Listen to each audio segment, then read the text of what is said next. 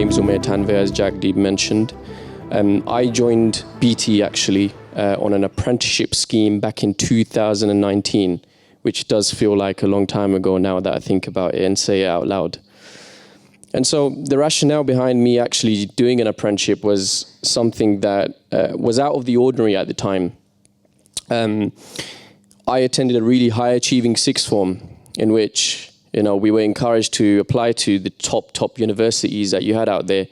That's your Oxfords, your Cambridge, even, Harvard, Princeton University, and all of those kinds of universities. And it was really high achieving sixth form. And so that was the kind of pressure that I was under, that, I got to enroll onto one of these universities because that's what my peers were doing at the time. That's what they were applying for.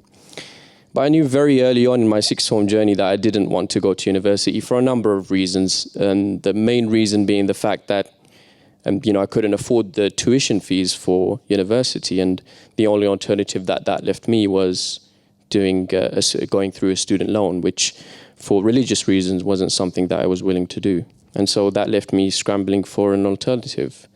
And at the time, I didn't know what the alternative was, but I knew that I'm not going to university. And so I was very set on that idea.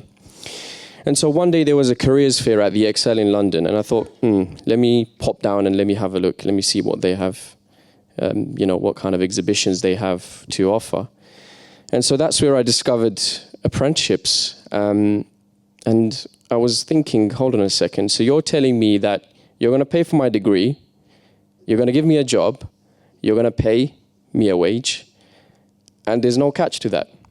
So I was very, very, very apprehensive to begin with. I'm thinking there's got to be something here. There's got to be something that's a catch, basically.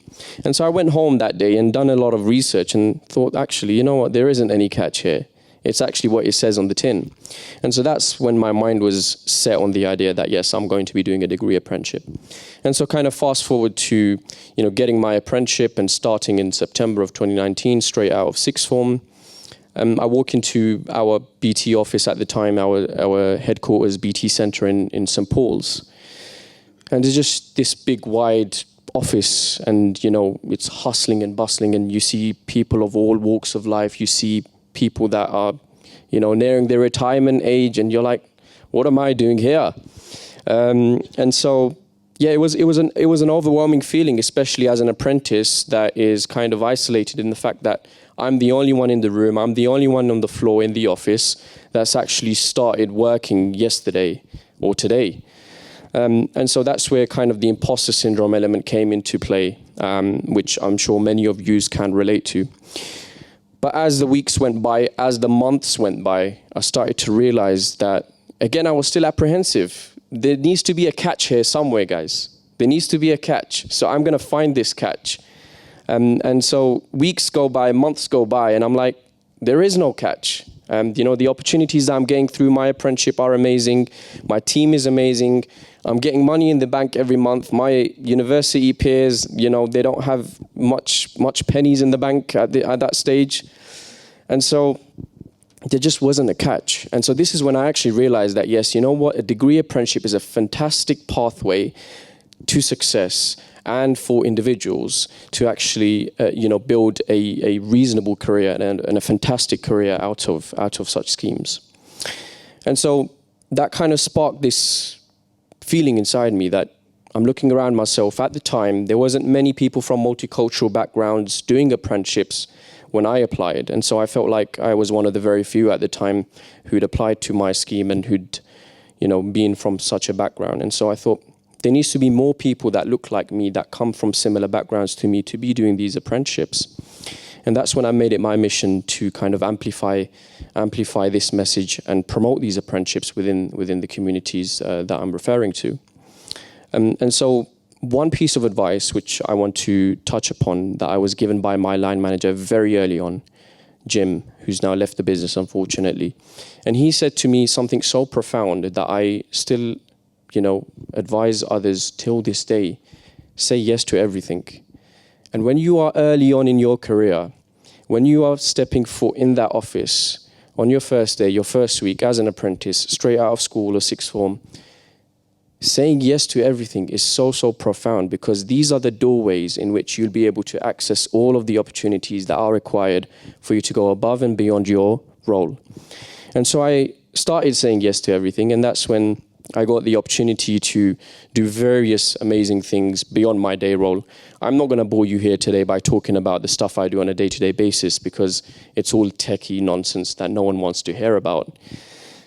And so the interesting part was the fact that I was representing BT Apprenticeships in schools, colleges, sixth forms. I was doing talks in Odeon Cinema in Leicester Square with 300, black students in the audience.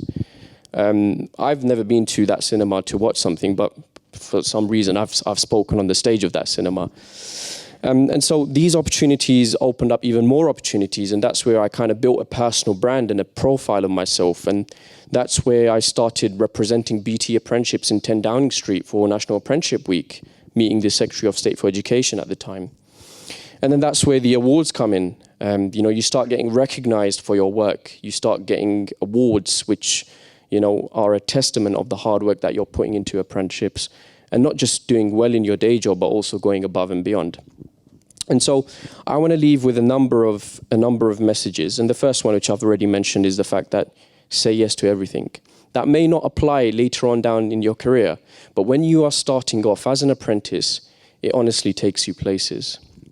And so the second thing I want to say as well is you need to have a little bit of a corporate riz, right? And bear with me whilst I explain that. I know riz was mentioned earlier on, so I thought let me play on that.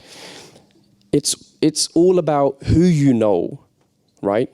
And it's all about how you tell a story, okay? If you are in the right audiences, in the right circles, and you're speaking to the directors, you're networking with, your CEO, for example, in the office, if you bump into your CEO, don't be hesitant to approach them. Don't be hesitant to introduce yourself to them. This is the way to actually get in there and actually build a profile for yourself. And so that's what I mean by corporate riz. If you can build a network of really influential people that you see will benefit your career, it's going to make you leapfrog beyond the others that would be doing just the bare minimum and the norm when it comes to their day job. Okay? And then I want to close off on another idea, which is the fact that it's so important that you help others around you and you extend your arms, because you may come across the idea of success, and you may come across something which sets you up for success in your career. But don't just stop there. Contribute to those around you. And that's what multiculturalism is about. It's about enhancing a career for yourself, but also uplifting everyone else around you. And so that's my advice to you as well. If you have learned something, if you feel like something is going to benefit the wider community, it's going to benefit others in your circles, then always be the person that is advocating for that. Now, I'm not too sure on the timing, but I didn't want to lengthen this too much, and I want to keep some time for some questions as well. So I'm going to round off there. And yeah, any questions? I just have one question. What was your main challenges during your apprenticeship, given you have done a lengthy apprenticeship? Thank you. Yeah, that's a really good question. And there was a number of challenges, actually, a lot of challenges. And I think my biggest challenge personally was time management, and it's something that I used to struggle with. Balancing your degree and your full-time job is not easy, let's face it, right? You got to be extremely dedicated, you got to be extremely efficient, and you got to be really good with your time. And that's something that I wasn't actually good with. And so my first few assignments, I was actually kind of scrambling the night before, making sure that I was submitting on time and those sorts of situations, which weren't helping because A, it's stressful, and B, you're actually not delivering a high quality assignment, and also it impacts on your day-to-day deadlines as well. So really you're losing out on both fronts. And so the way I kind of progressed in terms of improving that was the bare basics. Sometimes to actually resolve a problem or resolve a weakness of yours, all you need to do is look at the bare basics. And for me, the bare basics was managing my diary, using a diary, creating a to-do list, making sure that I'm on top of things before the deadline. Okay, and I had this habit which I tended to kind of fall under, which was if I know I have 2 weeks to do something, then that means I have 2 weeks to actually start it. But actually, I should be starting 2 weeks before so that I set myself up that in 2 weeks' time, I'll have something ready and prepared. You mentioned saying yes to everything, but what about if at work you've been put on a project that you said yes to, but then you found out that it's not really something you enjoy, but they give another task similar to that? Would you say yes, or what would you do? I think that's a fantastic question. I think sometimes we fall into this notion that we have to only experience things that we enjoy. But really, for me, during my apprenticeship, what actually made me discover what I wanted to do beyond my apprenticeship was learning about the things that I don't enjoy. And so to know about the things that I didn't enjoy, I had to actually experience them. So for example, I had multiple rotations, 9-month rotations. And there was a particular rotation in quality assurance and testing, which I totally hated. And at the end of the day, I knew that that's definitely something I'm not going to be doing. And it's definitely something I'm not going to be pursuing.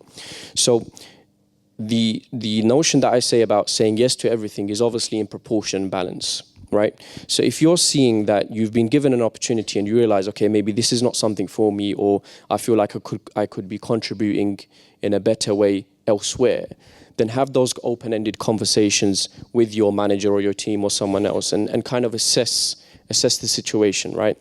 You don't want to say yes to something that would jeopardize your career or jeopardize your kind of ambitions, right?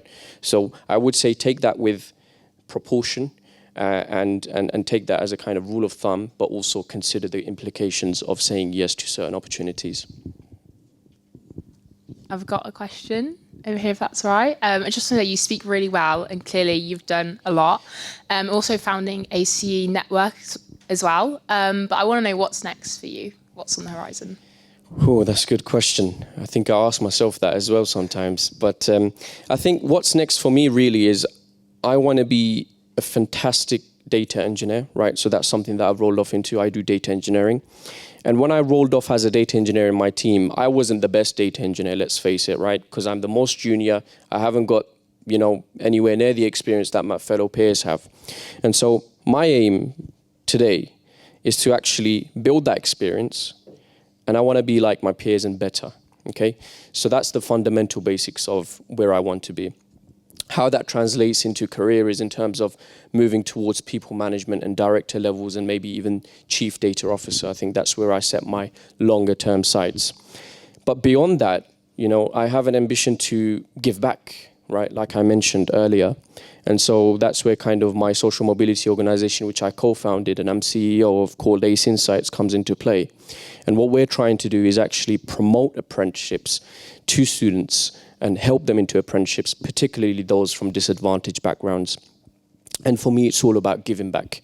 And so whenever I get a LinkedIn message or whenever I get someone come up to me and say, hey, I saw your story or I saw your post and you inspired me to do an apprenticeship and now I'm doing an apprenticeship, for me, that's so fulfilling. And that's what it's about. So I have ambitions on multiple fronts in that regard, both personal career-wise, but also in terms of the kind of social mobility side of things as well. I think we had one question over here. Probably got time for one more. Yep. Did you still want to ask your question? What was the most rewarding thing that you've done on your apprentice journey? It's a good question. There's a lot to think about over the last 4 years. So I'll probably say when I was given the opportunity to do a rotation for our Chief Digital and Innovations Officer, Harmeen, at the time, I was actually given the opportunity to work for her business office. And so that's something that you don't necessarily get an opportunity, especially as a junior, right? You're sitting in the CEO's office and you're just looking at things from top down. And so I was involved in a project that went really, really well and very successful. And then Harmeen later on described that particular project or the day it took place as one of her best days in BT. And so it was so fulfilling to hear that from someone so senior that's generally up there, that's made it. And so that kind of just made me push on further and kind of, aim to work harder and harder, because it's the kind of recognition that you get from seniors that really matters. And if seniors are recognizing you, then it definitely means that you're doing something right and you should be carrying on that in that pathway. Amazing. Thank you so much. That was brilliant. Thank you.